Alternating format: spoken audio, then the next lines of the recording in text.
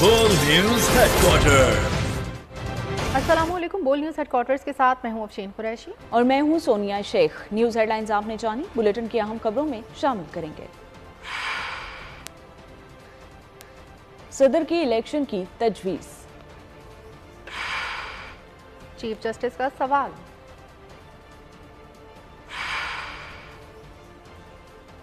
Do और die मुकाबला,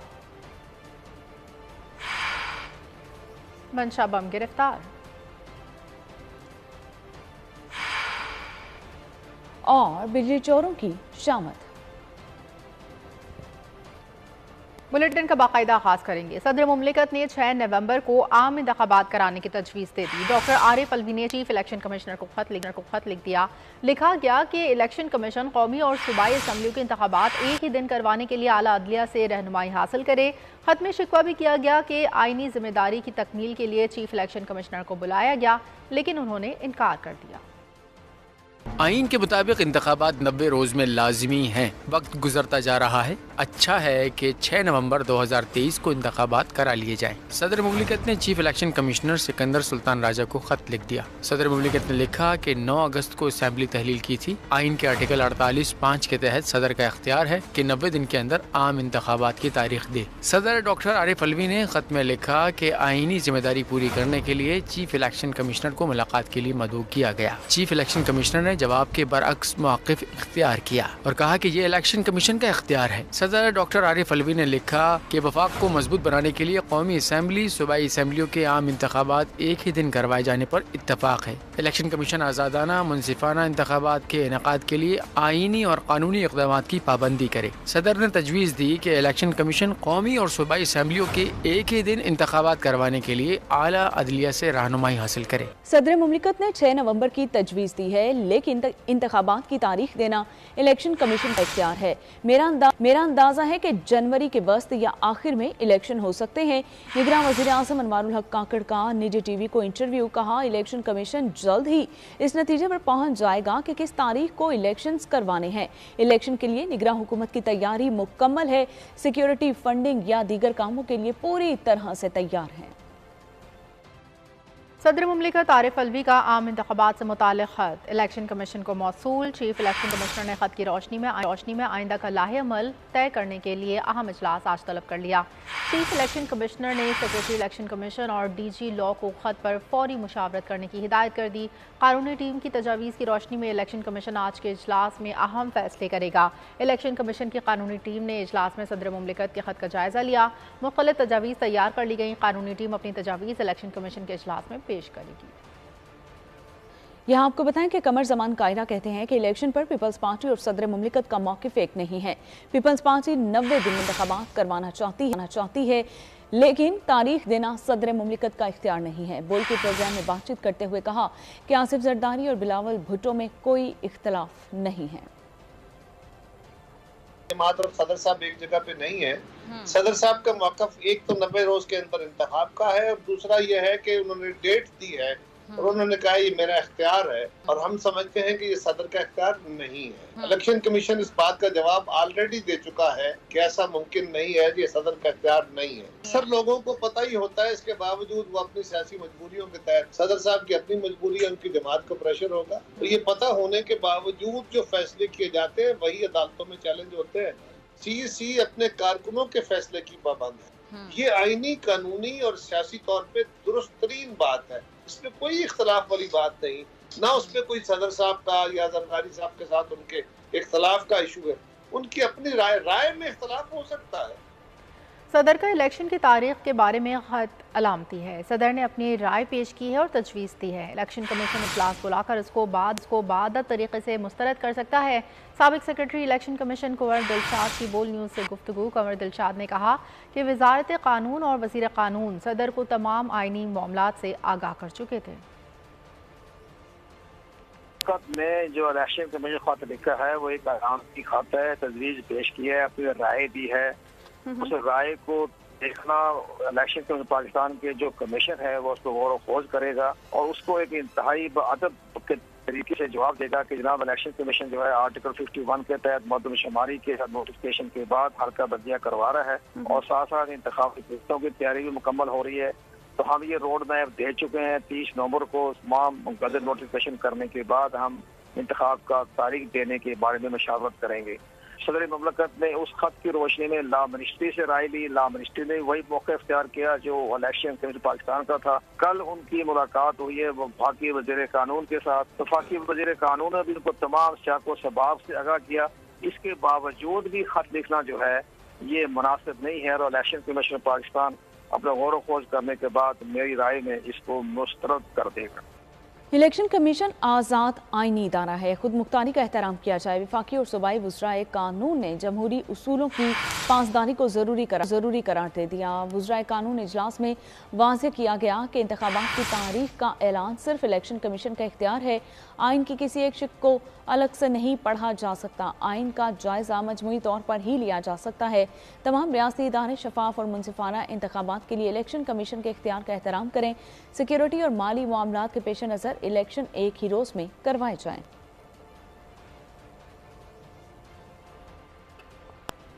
पाकिस्तान में आज़ादाना, मुनसिफाना और बरवक्त इंतखाबात होने चाहिए। तर्जुमान अमरीकी महकमे खारजा मैथ्यू मिलर कहते हैं इंतखाबी अमल को पाकिस्तान के कवानीन के मुताबिक आगे बढ़ाया जाना चाहिए। इंसानी हुकूक, आज़ादियों और कानून की हुक्मरानी का एहतराम किया जाना चाहिए। पाकिस्तान अमरीका का अहम शराकतदार है। अवामी और हुकूमती सतह पर पाक अमरीका ताल्लुकात की कदर करते हैं। चीफ जस्टिस उमर अता बंदियाल कहते हैं कि आइन में लिखा है कि इंतखाबात 90 दिन में हों, तो फिर तकरार क्यों हो रही है। आइनी उसूलों पर अदालत में सबकी राय में कोई तज़ाद नहीं है। इख्तलाफ ये है कि आइनी केसेस बराह रास्त सुप्रीम कोर्ट आने चाहिए या नहीं। अलविदाई शाइये में खिताब करते हुए कहा कि चाहते हैं कि आइन और कानून के मुताबिक निज़ाम चले। असेंबली तहलील होने के बाद 90 दिन में इंतखाबात आइन का वाज़ेह हुक्म है। मामले पर तकरार क्यों हो रही है? चीफ जस्टिस ने सवाल उठा दिया। फवाद जी कैसे हो प्यारे?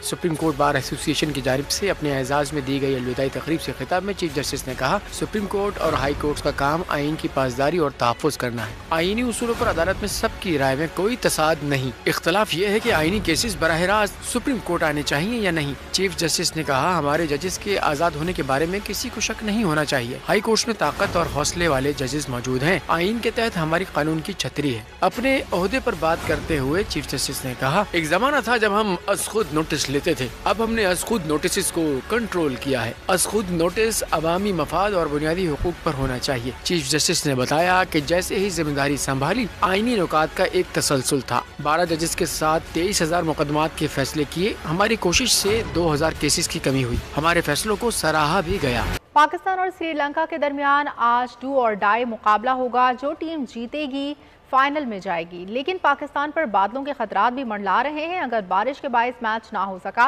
तब भी पाकिस्तान फाइनल की दौड़ से बाहर हो जाएगा। श्रीलंका से मुकाबले के लिए पाकिस्तान टीम में 5 तब्दीलियां की गई हैं। कौन खेलेगा, कौन आराम करेगा, जानते हैं इस रिपोर्ट में। एशिया कप में पाकिस्तान का फैसला कुन match. Pakistan cricket team Sri Lanka के खिलाफ अहम मैच में मद्दे मुकाबिल होगी। पाकिस्तान ने श्रीलंका के खिलाफ मैच के लिए टीम का ऐलान कर दिया। टीम में 5 तब्दीलियां की गई हैं। मोहम्मद हारिस, सऊद शकील, मोहम्मद नवाज, मोहम्मद वसीम जूनियर और जमान खान श्रीलंका के खिलाफ मैच के लिए कौमी टीम में शामिल। फखर जमान, सलमान अली आगा, फहीम अशरफ, नसीम शाह और हारिस रऊफ श्रीलंका के खिलाफ मैच में आराम करेंगे। श्रीलंका के खिलाफ मैच जमान खान का वनडे इंटरनेशनल डेब्यू होगा। सलमान अली आगा, नसीम शाह और हारिस रऊफ इंजरी के बायस टीम में शामिल। मैंने कभी नहीं सोचा था कि मैं इतने बड़े लेवल पर एशिया कप खेलूंगा। श्रीलंका के खिलाफ वनडे इंटरनेशनल में डेब्यू करने वाले जमान खान का वीडियो बयान में मजीद क्या कहना था, आप भी जानिए। कारकर्दगी के लिहाज से ग्रीन शर्ट्स दुनिया की सबसे नाकाबिले एतबार टीम है। जब भी आप उनको फेवरेट करार देते हैं, वो इवेंट से पहले मरहले में आउट हो जाते हैं। जब कभी आप उनको टाइटल की दौड़ से बाहर करते हैं, वो आपको गलत साबित करते हुए शानदार परफॉर्मेंस दे डालते हैं। दीगर खबरें शामिल करें और आपको बताएं कि कराची के इलाके शाह फैसल कॉलोनी में ग्रैंड डकैती हुई है। डाकुओं ने बस में सवार 70 अफराद को लूट लिया है। शहरियों ने 14 लाख रुपए के मोबाइल फोन्स छीने गए हैं और मुतासरा शहरी का कहना है कि मुकदमा दर्ज कराने थाने गए थे, लेकिन वहां कोई मौजूद ही नहीं था। शाह फैसल पुलिस ने कई घंटे बाद मुकदमा दर्ज किया। जब सुबह हम स्टॉप पर बैठे, गाड़ी से हम आए तो अजीमपुरा के अंदर जैसी गाड़ी एंट्री हुई तो वहाँ से कुछ 7-8 मुल्जिमान थे वो हमारी गाड़ी के ताक़ुब में लग गए। उसके बाद जैसी स्टॉप पर गाड़ी रुकी है और वहाँ से वर्कर चढ़ लेते गाड़ी के अंदर, तो उन्होंने एकदम गाड़ी की रोक कर अंदर चढ़े, ड्राइवर के ऊपर हमारे पिस्टल रखी है। उसके बाद हम सबको उन्होंने एकदम लूटा छीना झपटी करना शुरू कर दी। कुछ वर्करों को मारा भी है, उनके मतलब मुँह से खून वगैरह आ गया था और काफ़ी मोबाइल वगैरह पैसे ये सारी चीज़ें छीन कर लेकर गए। उसके बाद फिर हम वहाँ से थाने गए, शाह फैसल के, उनको जाके डिटेल बताई। उनको जब डिटेल बताई उस टाइम थाने में कोई था ही नहीं, खाली एक वो 2 पुल वाले अफसर थे, कोई वो बैठे हुए थे। तो उन्होंने बोला कि आप शाम में आना, तो शाम में हम आप पूरा लिखा कर लिया ना तो फिर हम कुछ करेंगे। स्टॉप पे गाड़ी रुकी है, वर्कर चढ़े तो उनके पीछे ही है चढ़ गए। तकरीबन बस के अंदर 70-72 बंदे थे। मुफ्त रोटी क्यों नहीं दी? शेखपुरा में रोटियां लगाने वाले नौजवान को कत्ल कर दिया गया। पुलिस के मुताबिक 4 अफराद ने अल्लादित्ता नामी नौजवान से मुफ्त रोटियां मांगी थी, ना देने पर कत्ल कर दिया गया। शहरी के कत्ल पर अवाम ने एहतजाज किया। शहरियों ने कातिलों को गिरफ्तार करके सजा देने का मुतालबा किया। और कोट अद्दू 70 साल बुजुर्ग वालिद पर बेटे का तशद्दुद। बेटे ने ईंट मारकर वालिद का सर फाड़ दिया। वालिद का कहना है कि मुझे इंसाफ दिया जाए, जालिम बेटा जान का दुश्मन बन चुका है। वालिद की जानिब से मजीद क्या कहा गया, आप भी जानिए। मुश्ताक है वो आदे सारी जजात में को चढ़ा दे, मैं इतनी पुत्र उन्हें दे, मैं आके भाई बराबर हिस्सा जेड़ा है कुछ इतने में सारा हिस्सा बराबर गिनसा मालूम के बाद जनाब अली मैं बोला सिर फाड़ देते से 7-8 टाँके हैं। दूसरा महीना वट्टे मार के फायरिंग करके भज देंगे। थाना I-9 की हुदूद से 15 साल गुमशुदा बच्ची को बाजियाब करवाते हुए मुलजिम को लाहौर से गिरफ्तार कर लिया गया। बच्ची को मेडिकल टेस्ट के लिए अस्पताल मुंतकिल कर दिया गया। पुलिस ने मुलजिम की शनाख्त CCTV कैमरों की मदद से की। पुलिस हुकाम के मुताबिक मुलजिम की जानिब से बच्ची का ज़बरदस्ती निकाह भी करवाया गया। कम उम्र बच्ची के जबरी निकाह के गवाहान के खिलाफ भी मुकदमा दर्ज किया जाएगा। पुलिस हुकाम के मुताबिक बच्ची के लापता होने का मुकदमा वालदा की मुद्दत में दर्ज किया गया था।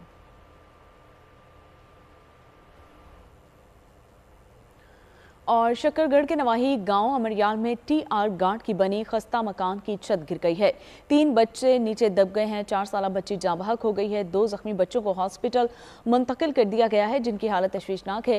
रेस्क्यू ज़रा के मुताबिक 4 साल जन्नत फातिमा मौके पर ही जाँ बहक, जबकि 8 साल उस्मान और 10 साल अमान शदीद जख्मी हो गए हैं और उनको तशवीशनाक हालत में तिबी इमदाद फराहम करने के लिए नारोवाल मुंतकिल कर दिया गया है।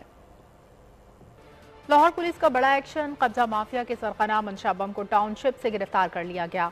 लाहौर पुलिस सरबराह की हिदायत पर खुसूसी टीम ने कार्रवाई करके मुलजिम को धर लिया। निगरान वज़ीर आला पंजाब के दौरे LDA के मौके पर दर्जनों अफराद ने ज़मीनों पर गैर कानूनी कब्जे की शिकायत की थी। मोहसिन नकवी ने फौरी तौर पर एक्शन लेने का हुक्म दिया था, जिस पर लाहौर पुलिस ने 3 घंटे में मंशा बम को हिरासत में ले लिया।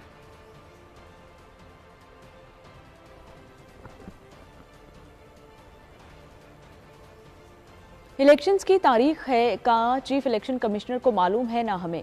सिर्फ एक जमात कह रही है कि फिर फरवरी में इलेक्शन होंगे। People's Party chairman Bilawal Bhutto Zardari के नून लीग पर वार। कहा, मौजूदा सूरत हाल में हम लेवल प्लेइंग फील्ड ना होने का शिकवा ना करें तो क्या करें। इलेक्शन कमिश्नर साहब को नहीं पता कि इलेक्शंस कब है, मुझे नहीं पता कि इलेक्शंस है, आपको नहीं पता कि इलेक्शंस कब है। बड़े अजीब बात है कि एक जमात जो है वो खुद तो इलेक्शन डेट ऐलान कर रहे हैं, मगर उस जमात को पहले से पता है कि इलेक्शन डेट क्या है। वो कह रहे हैं कि फरवरी में इलेक्शन है, तो मैं फिर अगर लेवल प्लेइंग की फील्ड का बात ना करूं तो क्या करूं। इलेक्शन के बारे में कल ही इंशाल्लाह ताला पाकिस्तान पीपल्स पार्टी का CEC बैठेगा और हम अपना स्ट्रैटेजी बनाएंगे। मेरा ख्याल में इलेक्शंस होने चाहिए, जल्द से जल्द होने चाहिए। आम इंतखाबात हल्का बंदियों के बाद फरवरी में होंगे। नवाज शरीफ वतन वापस आकर पार्टी को मुनज़्ज़म और आइंदा इंतखाबात में पार्टी की क़यादत करेंगे। साबिक़ वफाकी वज़ीर आना सनाउल्लाह की लाहौर में मीडिया से गुफ्तगू। 21 अक्टूबर को इंशाअल्लाह ताला मियां नवाज शरीफ साहब वापस पाकिस्तान तशरीफ ला रहे हैं और हम उनका शयान शान जो है वो उनका इस्तकबाल करेंगे और उसके बाद वो आके अपनी पार्टी को मुनज़्ज़म और लीड करेंगे नेक्स्ट इलेक्शन में।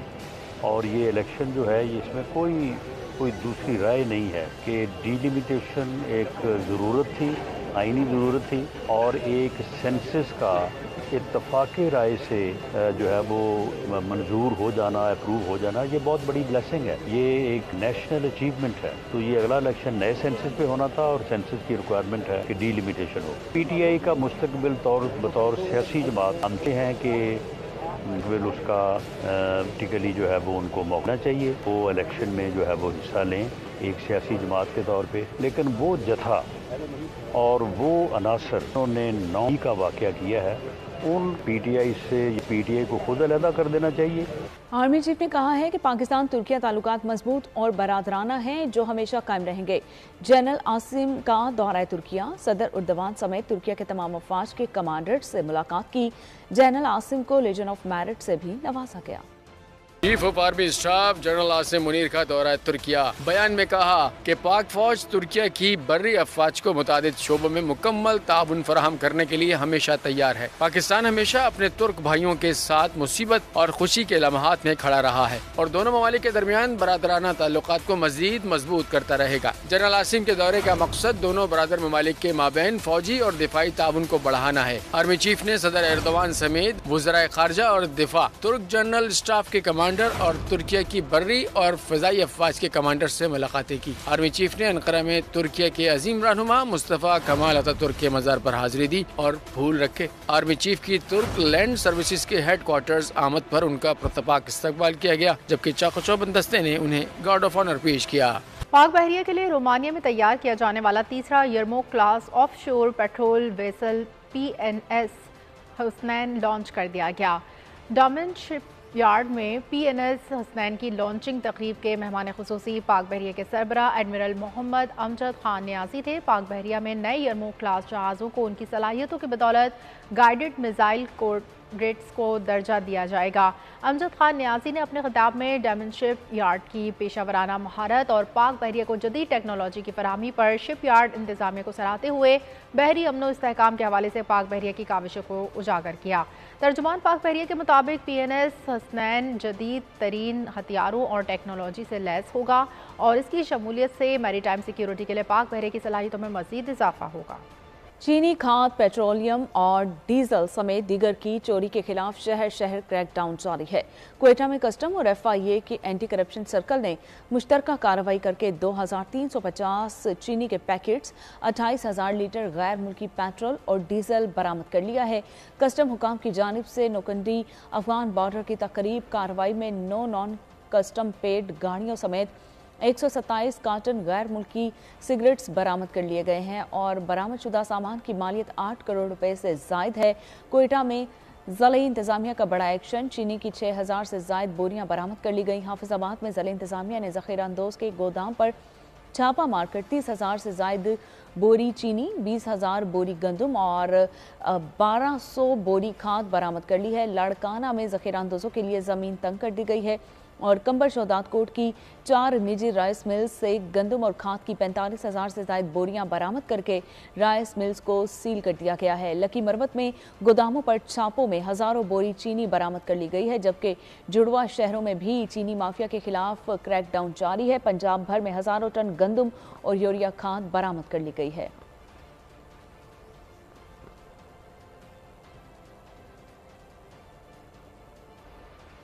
ऑफिशियल सीक्रेट एक्ट अदालत ने साइफर केस में चेयरमैन PTI के जुडिशल रिमांड में 14 रोज़ की तौसीक कर दी। FIA को 26 सितंबर तक चालान जमा कराने का हुक्म दे दिया। अटक जेल में केस की समाअत ऑफिशियल सीक्रेट एक्ट अदालत के जज अबुल हसनात जुल्करनैन ने की। चेयरमैन PTI की लीगल टीम ने 9 वकला को अटक जेल जाने की इजाज़त दी गई।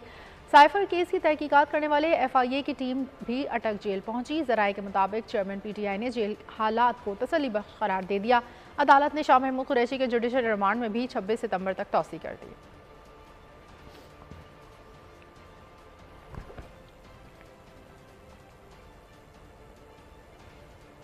और माहौल में आलूदगी के खात्मे का आज़म, कराची में मारूफ इदारे हलाल फूड्स और TGA की दरमियान कचरा और फालतू मवाद ठिकाने लगाने के लिए मुआहिदा तय पा गया है। मुफाहमत की याददाश्त पर भी दस्तखत की तकरीब में हिलाल फूड्स की निबिया मुंशी और TGA की तरफ से हबीब इलाही और मुनीबा हारून ने बताया कि हिलाल फूड से जमा होने वाले कचरे को TGA इस्तेमाल में लाएगा और कॉरपोरेट सेक्टर के मुख्तलिफ इदारों से भी इस तरह के मुआहिदे किए गए हैं ताकि माहौल को साफ सुथरा बनाने के लिए ये इदारे भरपूर अंदाज में अपना किरदार अदा कर सकें।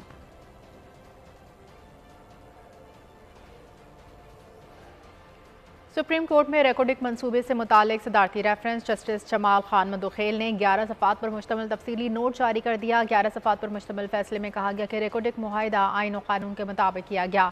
रेकॉर्डिक मंसूबे से बलूचिस्तान के मुकामी मजदूरों और आवाम को फ़ायदा पहुँचेगा। अदालत ने इन्हीं वजूहात पर रेकॉर्डिक मुआहिदे की तौसीक की इजाज़त दी। और मराकश में आने वाले तबाहकुन ज़लज़ले से हलाकतों की तादाद 3000 हो गई है। 5500 अफराद ज़ख्मी हैं, जबकि ज़लज़ले के बायस महज 10 सेकंड्स में एक पूरा गांव सफ़ाई हस्ती से ही मिट गया है। 5 रोज़ से जारी रेस्क्यू ऑपरेशन में मलबे तले अफराद को निकालने की कोशिशें जारी हैं। तसलीसे अहमर की जानिब से फौरी तौर पर $100 मिलियन इमदाद की अपील की गई है और इमदादी कारकुनान अब भी ज़लज़ला से मुतासरा दूर दराज पहाड़ी इलाकों तक पहुँचने के लिए जद्दोजहद कर रहे हैं। बहुत से मुकामात तक अब भी इमदादी कारकुन नहीं पहुंच पाए हैं और मलबे तले अफराद को निकालने में दुश्वारी का भी सामना है। जिंदा बच जाने वालों की तलाश की उम्मीदें दम तोड़ती जा रही हैं। आलमी मंजरनामे से आपको आगाह करते चलें कि वियतनाम के दारुल हुकूमत हनोई में 9 मंजिला इमारत में आग लग गई। 56 अफराद हलाक, 44 जख्मी। शमाली कोरिया के सरबराह किम जोंग उन की रूस के सदर व्लादिमीर पुतिन से मॉस्को में मुलाकात। किम जोंग ने मुलाकात में रॉकेट टेक्नोलॉजी में गहरी दिलचस्पी इज़हार की।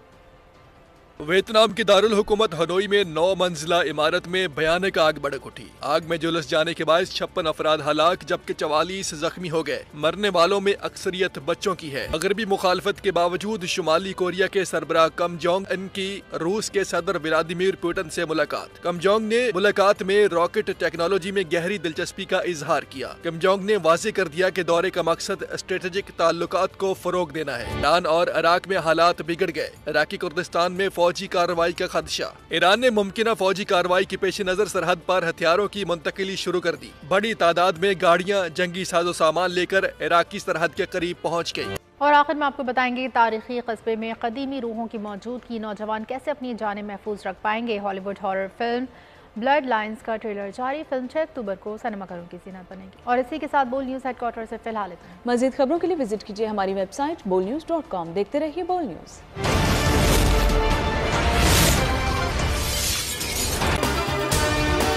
अगर आपको ये वीडियो पसंद आई है तो हमारे चैनल को सब्सक्राइब कीजिए और बेल आइकन पर क्लिक कीजिए।